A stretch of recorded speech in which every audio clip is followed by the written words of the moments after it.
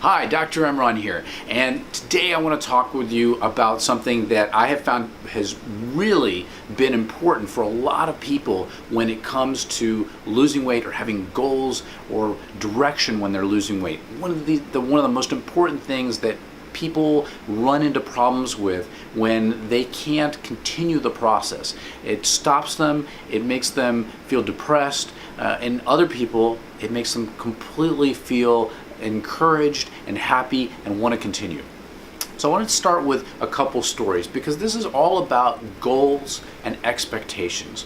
When we have goals and we have certain expectations, it is much easier to achieve what we want than when we don't have specific goals or specific expectations. So not too long ago, just probably a few weeks ago, I had two young ladies who had come to see me for weight loss.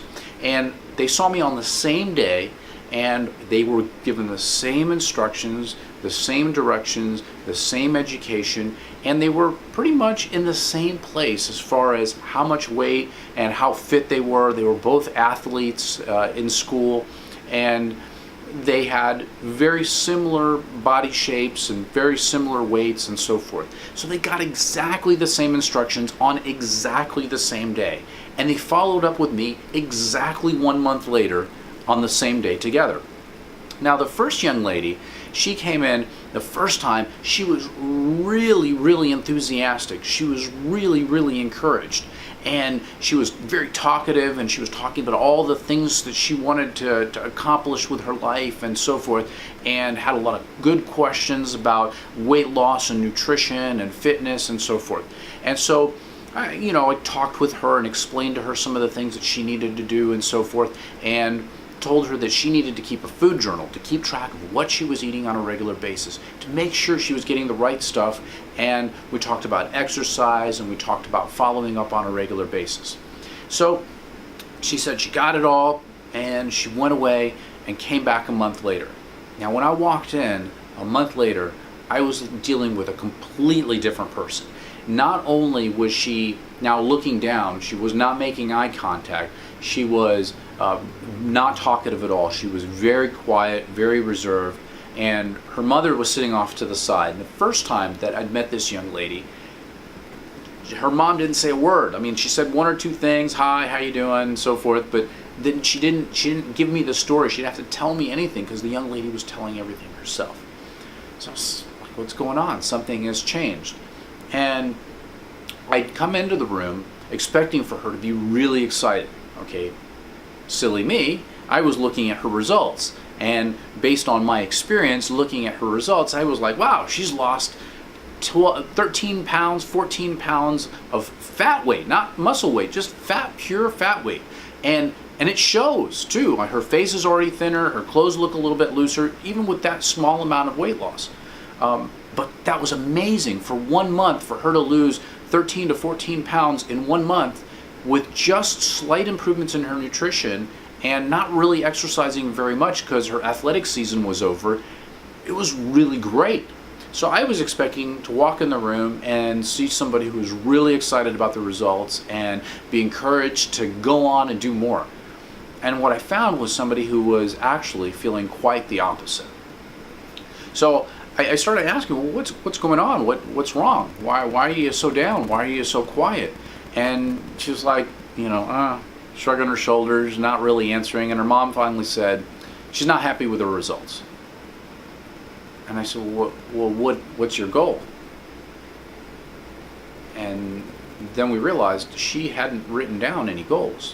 One of the things that we always talk about was writing where you want to go. What do you want to achieve? So that you can figure out how close are you getting to what you want. And she hadn't done it. And so she had no idea where she was heading to. And so even though she had made some pretty spectacular gains in 1 month, she had no way to gauge how close she was to her goal. She just had this imaginary vision of betterness out there that she couldn't really put her finger on. And so she couldn't compare what she'd done to where she was going. So she had no clue as to how she was really doing. And so she felt like she was making a big effort and not really getting anywhere. And so it made her feel stressed and depressed And with holidays and things coming up, she was even feeling more stressed because she felt like she wasn't really accomplishing anything, and then she was going to have this challenge of dealing with the holidays. Right, so the other young lady was very, very different. She came in the first time, she was down, she was quiet, her mother was answering most of the questions. She was probably not very encouraged about the whole idea of weight loss or getting healthy, because she tried a lot of things before and hadn't succeeded. So she got the same instructions as the other young lady, how to eat, what things to eat, what were good plans for eating, answered some of her questions, gave her some tips on exercise, told her to keep a food journal, told her to set goals. And she came in the second time. When I walked in the room, I was a little bit hesitant, because I was kind of like, wow, the first one was really excited, and now she's kind of like down and depressed. I mean, this one was really kind of down and depressed. I'm worried she's going to be even worse this time. I walked in the room, and it was a complete 180-degree transformation. This girl was totally over the top excited. She was bubbling over. She couldn't wait to tell me what was going on. She had all kinds of goals and things that she'd written down. And she was talking about how she was, she immediately told me, okay, these are the things that I had problems with my nutrition. I wrote it all down in my food journal, and I set goals for the things I want to achieve in my nutrition, because I know I didn't get to where I exactly want to be. So I have the goals written down for what I want to do over the next few weeks to make it better, and then the month after that, what I'm going to do to make it better. And she's like, okay, and I know my exercise wasn't as good as it could be, so I'm going to add in this and this over time. And this is my weight loss goal. She's like, so I'm really happy with what I was able to do in a month, and I think I could probably do a little bit better than that next month. Wow, okay.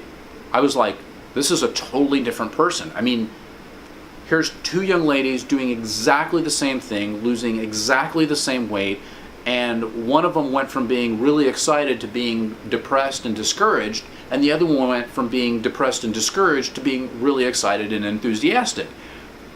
And the difference, if you hadn't noticed, was one had her goals clearly laid out, so her expectations matched up with her goals. She knew what to expect because she'd actually achieved it with what she'd done. She set goals, she set plans to meet those goals, she got results, and now she had expectations that were going to lead her to the goals. They matched up. The other young lady, she didn't set goals. She did some things. She got some results, but she doesn't really know what to expect, because she doesn't really know where she's going. And it really changed everything that was going on up here. That was a huge difference. So one of the biggest things that I always talk to people about is making sure that you set goals. And it doesn't seem important to a lot of people. They think that they can blow this off, or they think that this isn't really that important. But it actually has a huge psychological impact, because our brain runs what's going on in our body. And if we don't take over and we don't give the brain direction, then it's going to start looking for all the problems, all the things going wrong, all the things that are overwhelming you, all the things that are standing in your way, to tell you that this isn't possible, you're not doing well, this is too hard, I can't make it, and so forth. So you have to have specific goals in mind, and then begin to set your goals, then set some methods to reach those goals, and then revisit those goals monthly. How have I done? Is my goal realistic? Did I make that part of the goal that I needed to make in that month? And are my methods leading me to those goals? And if I'm not hitting those goals, then I have to say, oh, wait a minute, maybe my methods aren't good enough. Maybe I need to improve things a little bit. Maybe I need to change things up, so that we catch ourselves and make improvements over time.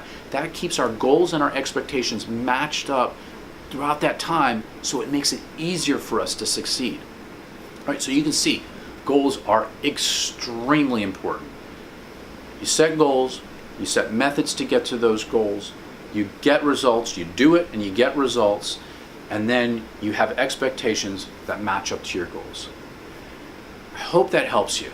And to get more information on how to set your own goals that are realistic and achievable and help you get to what you really want from your health and your weight, go to springcure.com and go to the resource section. You'll get the Kickstart Guide. The Kickstart Guide will lead you through how to set goals for yourself that will get you to what you want much faster. Or you can click on the link below. Hope that helped, and we'll see you at the next video. Bye-bye.